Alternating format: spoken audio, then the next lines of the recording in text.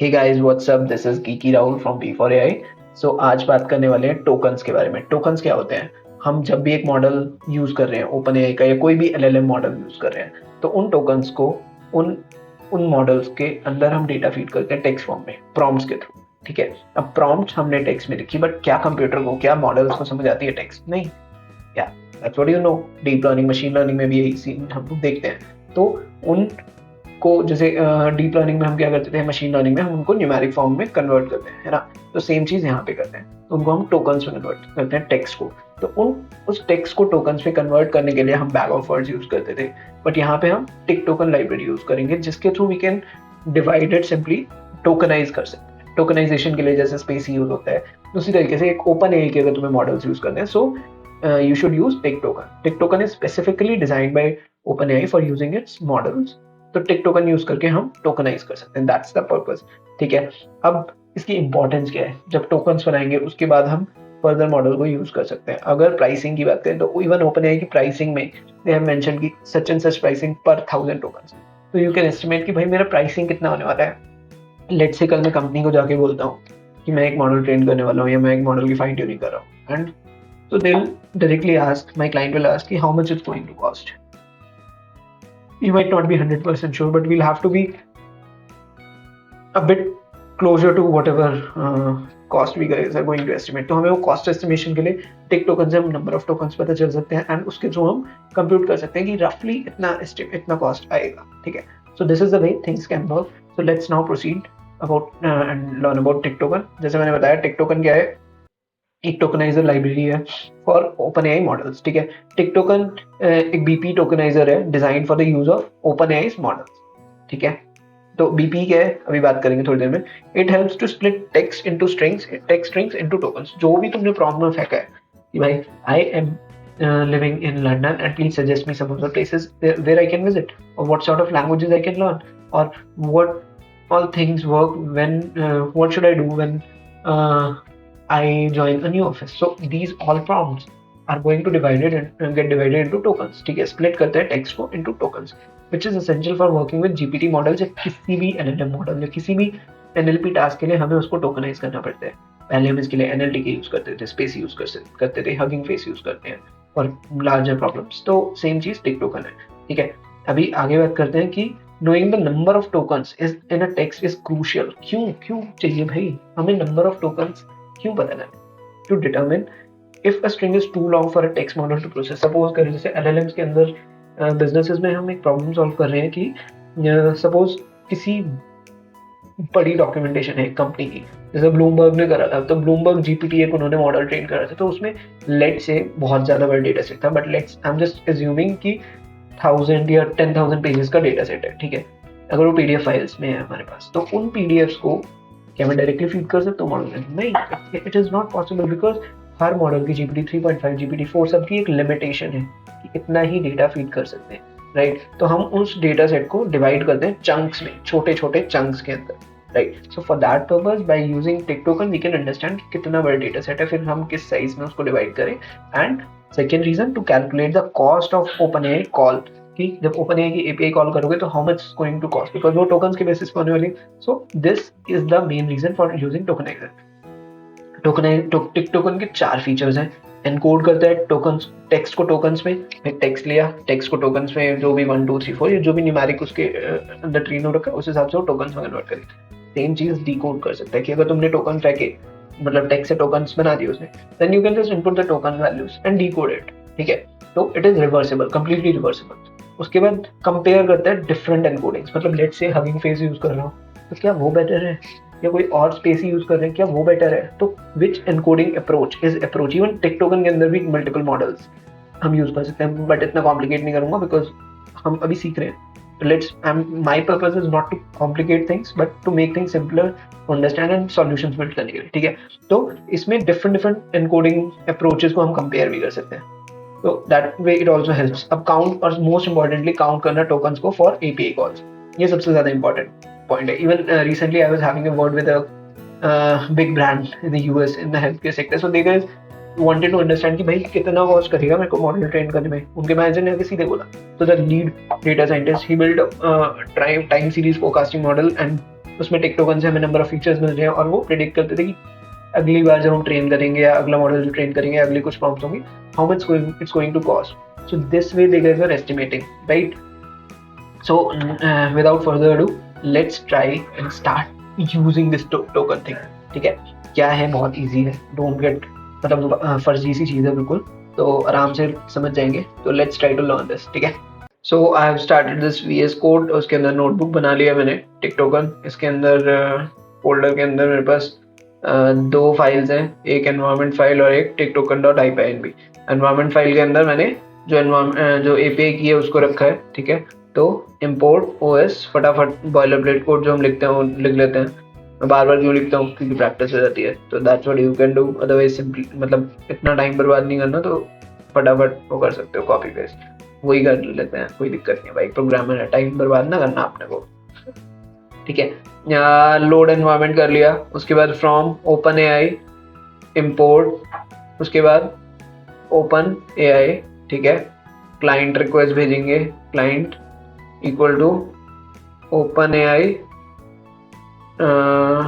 अंदर API की, उसके बाद बताओ OS dot environment dot gate की, ठीक है, हो गया, यस, परफेक्ट। देन अब मेन काम शुरू होता है भाई। वैसे तो मैं यहाँ पे requirement.txt फाइल मिल जाएगी तुम्हें, अदरवाइज मेरी गिटहब की रेपो में, अदरवाइज सिंपली क्या कर सकते हो, इंस्टॉल टिक टोकन, अगर तुम्हारे सिस्टम में नहीं है install.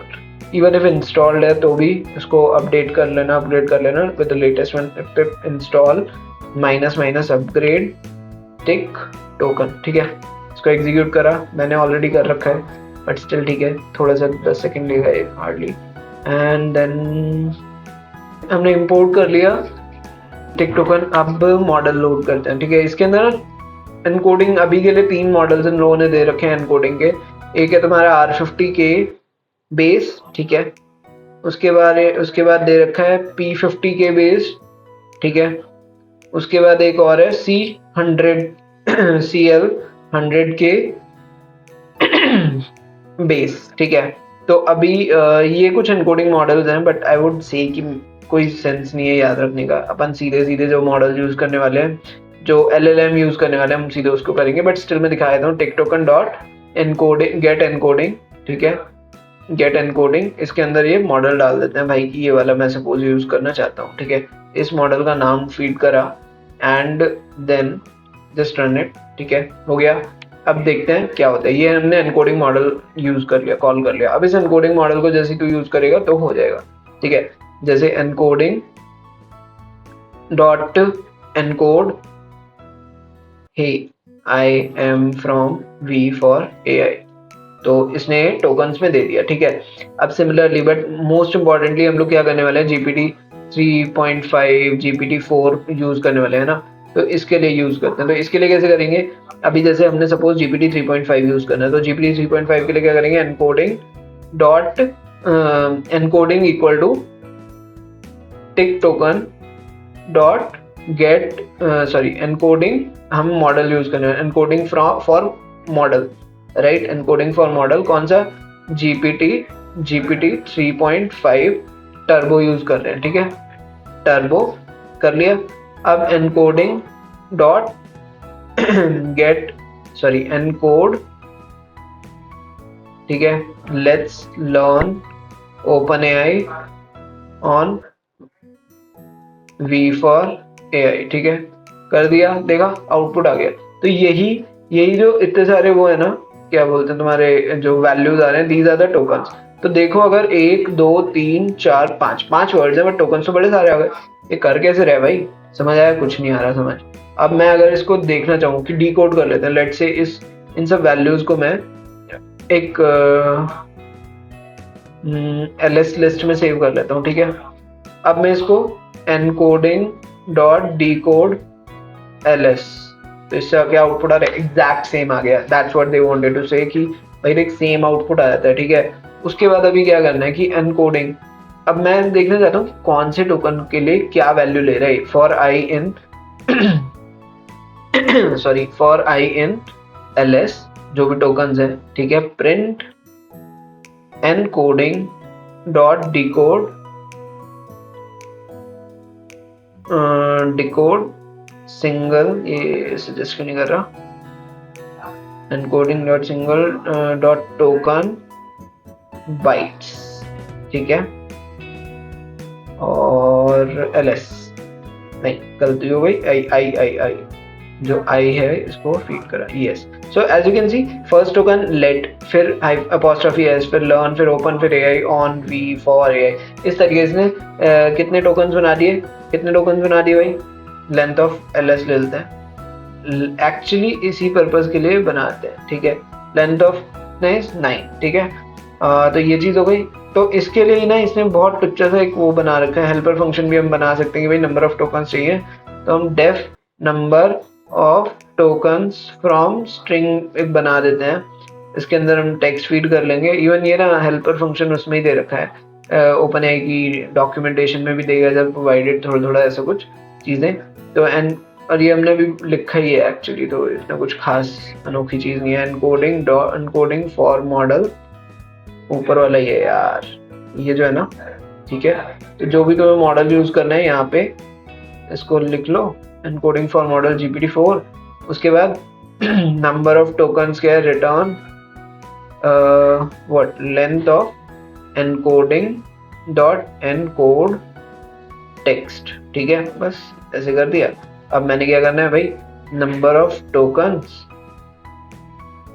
From string hi this is geeky Rahul, क्या हुआ, हट गया ना, ठीक है, 8 आ गए, 8 टोकन है भाई।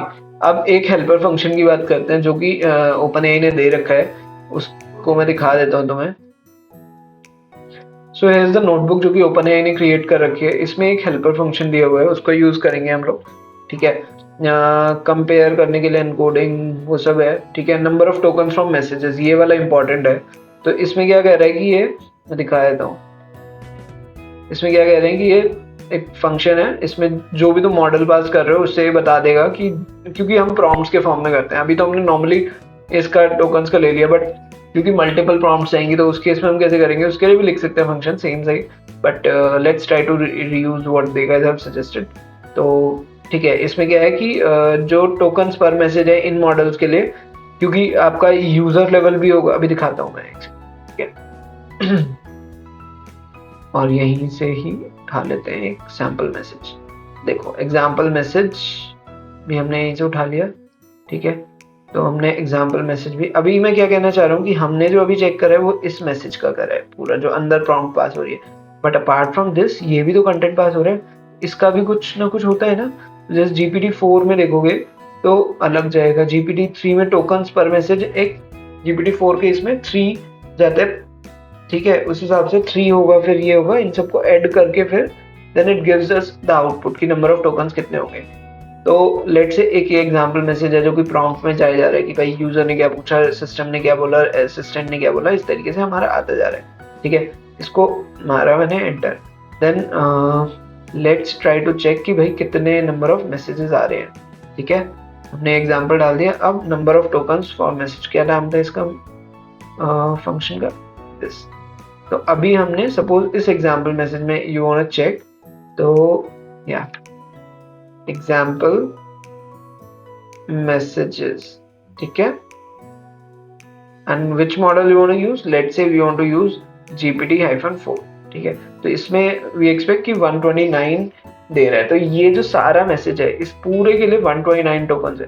क्या इसको रीवैलिडेट कर सकते हैं, हम कर सकते हैं कि भाई कैसे बता रहे हैं। तो जैसे हम करते थे ना, ये client dot chat dot completions dot create, ठीक है, उसके अंदर भी जाके हम कर सकते हैं। तो मॉडल का नाम डाल दिया, मॉडल GPT-4, ठीक है, उसके बाद messages equal to example messages, ठीक है, देन मैक्स टोकन एक ही डाल देते हैं, खर्चा ना आए, कुछ भी डाल सकते हो, ठीक है, but I don't want to send, मतलब गेट आउटपुट काफी बड़ा था तो मैंने सिर्फ यही डाल दिया, ठीक है। कुछ गलती हुई, ठीक है, हुई है। क्या हुई है देखते हैं। मैक्स टोकन्स होता है, ठीक है। तो वो हमने रन करा, इसमें देखो ये आउटपुट आया, ठीक है। इस आउटपुट को हम स्क्रॉल करेंगे, थोड़ा सा दिखेगा कहाँ पे है। इनपुट टोकन्स बताना चाहिए इसे, कितने टोकन्स हुए, ये रहा prompt token. If you can see here it clearly says prompt token 129 total tokens, क्योंकि आउटपुट आया 1 टोकन का तो आया अपना ये, ठीक है।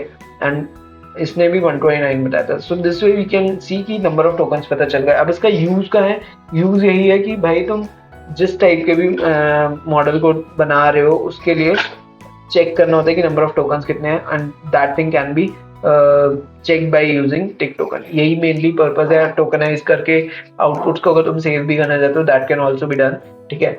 बिफोर द एम्बेडिंग इस चीज का यूज होता है। एम्बेडिंग के लिए हम नेक्स्ट वीडियो में, नेक्स्ट कुछ वीडियोस में हम डिस्कस करेंगे, सो स्टे ट्यून, उन वीडियोस को भी चेक करना। Let's go back to the slides एक बार, और रिमेनिंग 2 स्लाइड्स में कुछ इंपॉर्टेंट इन्फॉर्मेशन है उसको भी डिस्कस कर लेते हैं। So here we are, the next slide is about the performance. तो क्यों टिक टोकन यूज करें? It is actually faster as compare to other tokenization libraries. तो हगिंग फेस भी एक टोकनाइजिंग लाइब्रेरी प्रोवाइड करता है इन सब में, और टोकनाइज करने के लिए हमारे पास स्पेसी वगैरह भी है। तो it's comparing with hugging face, क्योंकि हगिंग फेस सबसे बड़ा प्लेयर है एक तरीके से। तो हगिंग फेस से भी अगर आप कंपेयर करो तो नंबर ऑफ थ्रेड्स के हिसाब से उसने दे रखा है कि जो कंप्यूटर थ्रेड्स होते हैं उसके हिसाब से, तो इवन विद 1 थ्रेड जो अपना टिक टोकन का है वो परफॉर्मेंस बहुत अच्छी है as compare to hugging face. तो हगिंग फेस में और टिक टोकन में काफी ज्यादा डिफरेंस आ रहा है, तो that's why they have suggested कि आप टिक टोकन यूज करो, टाइम सेव होगा। एंड बीपीई की बात करें तो BPE is byte pair encoding. Byte pair encoding में क्या होता है कि language don't see the text like humans, क्योंकि हम भाई लैंग्वेज को जैसे हम लोग पढ़ते हैं उस तरीके से तो कंप्यूटर्स को समझ नहीं आता, वो सीक्वेंस ऑफ टोकन समझते हैं, ठीक है। और डिजायरेबल प्रॉपर्टीज ऑफ बीपी क्या है कि भाई बीपी क्यों यूज करते हैं, बिकॉज इसके अंदर रिवर्सिबल होता है। जो भी तुमने टेक्स्ट फीड करा वो टोकन्स में टोकनाइज होगा और वो रिवर्सिबल होगा, and it's going to be for sure lossless. Lossy नहीं होना चाहिए। लॉसी और लॉसलेस मतलब कि इन केस तुमने टोकनाइज करा, वो नंबर ऑफ कुछ न्यूमेरिक वैल्यूज में आ गया, बट उसके बाद रिवर्स करा और तुम्हारा कुछ इन्फॉर्मेशन ही मिस हो गई, so that can create a huge problem in businesses। आपकी पूरी इंफॉर्मेशन ही गायब हो सकती है। तो that sort of encoding नहीं चाहिए हमें। We want to encode in such a way कि lossless हो, ठीक है। So for that purpose tick token is perfect solution, right? तो works on arbitrary text, किसी भी टाइप के टेक्स्ट पे यूज कर सकते हो। Even I tested it on Hindi language, तो I would highly recommend you कि ट्राई करो उसको हिंदी में, ठीक है। जैसे नमस्ते, चलो आज रात पार्टी करते हैं, इस टाइप पे तुम टोकन रन करोगे तो 30-35 के बीच में आएंगे number of tokens. I even tested it, ठीक है। अगली बात करते हैं कि it compresses text as well. तो सोचो कि कंप्रेस भी कर देता है। इवन आई वाज थिंकिंग कि मैं काफी सारे, जैसे हम लोग होता है कि एनक्रिप्शन वगैरह के लिए यूज कर सकते हैं कि मैंने सपोज कोई जर्नलिंग करी and I don't want others to understand it, so I can use this tick token thing to just tokenize it in matter of minutes and just save my stuff in a notepad file, and nobody will be able to understand what I have written. So that sort of thing we can do. Are you getting it? समझ रहे हो? समझ रहे हो आप? समझ रहे हो? Secrets and nobody will be able to understand it. Okay then, I think फालतू की जो बातें करी हमने, you guys liked it, and if you guys liked it, stay tuned, just subscribe to the channel, share this video among your friends. I am also trying to create a lot of content like this, so please do share your feedback, किस type की improvements की requirement है in the comments as well. I'd be really happy and would love to stay connected with you guys.